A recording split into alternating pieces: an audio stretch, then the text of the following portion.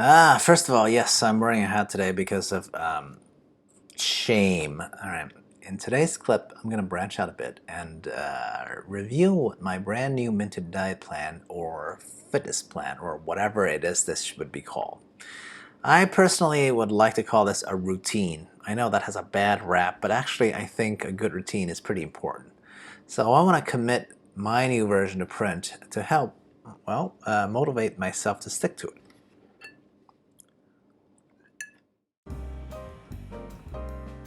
Hey, XenPuck here. One great thing about being retired early is you can do whatever you want, right? And I do. For me, a lot of that is napping.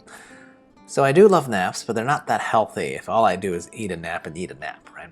I mean, I've been blaming COVID for my increasing tummy fat, but let's face it, pandemic over. Or at least over-ish if you live in the United States and is lucky enough to get vaccinated. But my point is, for reasons that I shall go into more details later, I can no longer abide by my expanding waistline. And hey, I'm a problem solver, so I'm going to solve this real quick. So let's get started. The first time in my life, I'm going to develop a concrete routine, though some might call it a diet or fitness plan. And the reason is simple. I got a wedding reception in about 100 days, and I'd like to not be a fatty for it. Right? Being fired for now has given me zero excuse to not follow through, right?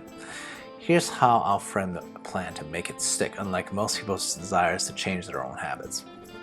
One, you need a concrete reason and a goal. The reason is simple, getting married in front of our friends and family. Goal is to simply feel better, right? I won't even say lose a certain specific amount of weight because honestly, I think my weight is okay. It's more, I just don't want it to be distributed only to my belly. Ugh, so disgusting. And I think the goal of being fit for the only party I will ever throw in my entire life in the form of a wedding reception, I'd say that's a pretty good one. Okay. Number two, have a constant reminder. Well, we just had a beach vacation this past weekend, and oh boy, I couldn't fit into my swim trunks. To be fair, I did buy that like 20 years ago, but still, no, I refuse to change, okay? So now I shall aim for the day that I can fit into the swim trunks that I bought in my early 20s, okay? I'm gonna look at it every day. I'm gonna hang it up somewhere that I can see. 3, easy and incremental steps. Both on the intake portion of my plan and also on the fitness bit, right? I know people usually aim too high and fail because they can't hit these lofty goals. I just like to aim medium and see what happens, okay? I'm only gonna adjust my diet and exercise plans slightly. I'm not going vegetarian, I swear, don't worry about that. So, I wanna commit this plan to print. This way, if I fail miserably out of it, I cannot pretend and fudge and lie about it later, right? All right, here's the plan. Number 1, intake, food. Intermittent fasting plan, that's easy. I'm already doing this during COVID. Right. In fact, I'm actually loosening up the hours a little bit to 1 p.m. to 10 p.m., 9-hour window. I think this fits my wake up late type of schedule and should leave at least an hour before I have to go to sleep after my last bits of food, which I do believe will help, right?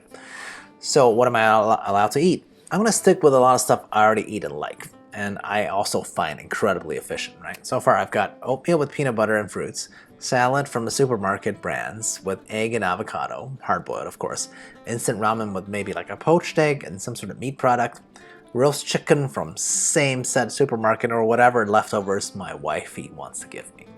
For snacks, I'll take pistachios and bananas. Note that the main incremental change here is adding in salads and fruits. These are two things that I've never ever wanted before in my life. But hey, I'm getting old, dudes. So gotta adjust and adapt like I've always done in other aspects of life, right? I'm not actually gonna say there's any food that I will plainly cut out, but honestly, I already don't eat that much bread or desserts or chip-style snacks, so I think limiting down my options to a well-defined list will help me keep my eyes on the prize, right? Number 2, intake in terms of drinks. Well, the big change here is that I need to drink like way less. My goal here is to limit it down to 1 drink per day for the adult stuff, right? On the other hand, I'm going to add 4 bottles of 16-ounce containers of just water. I'm fine with adding a little bit of Sunny D to it because sometimes plain water is just super boring, right?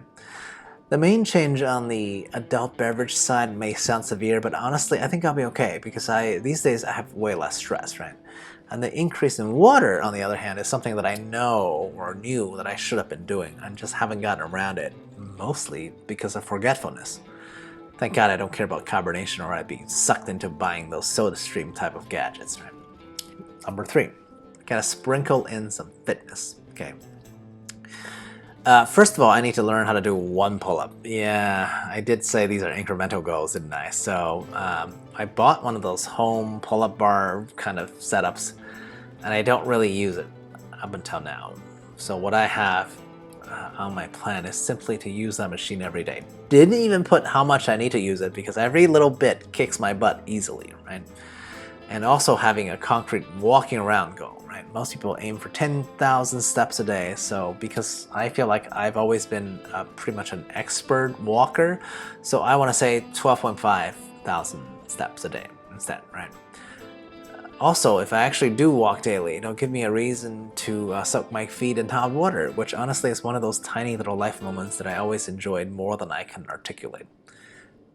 Big mental note to self also is like I would need to work on my abs. I know that ab fat is hard to burn, without the proper diet supplement. But one thing I recall is that, if I actually work out my abs, when it aches, I feel less inclined to stuff my face, so that always helps. Point number 4. Finally, I will build in some cheats. Let's be clear, okay? I'd like to think that I will pick, one day out of the week, let's say Saturday as my cheat day. And it's also relevant in case we do social things, right? I think it's fine because wifey and I, we don't actually do social stuff that often. We'll see whether this summertime may prove to be my downfall. Ideally, I'd like to hit my cheat day and not even feel like cheating. Oh boy. Let's see how that goes even in week 1, right? Anyway. Today, I also realized I might have to cheat a little bit on the adult beverages during some very situational conversations that I have, maybe related to family or the renovations that I'm going through. These only come, I would say, in general, only weekly, so I think we should be okay.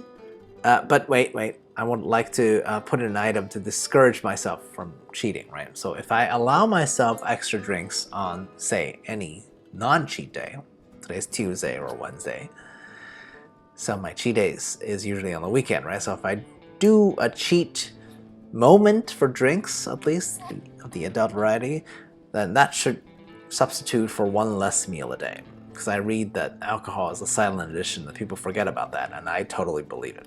All right, so that's my short list of the relatively short routines that I want to follow, right? And I want to state where my starting point is, right?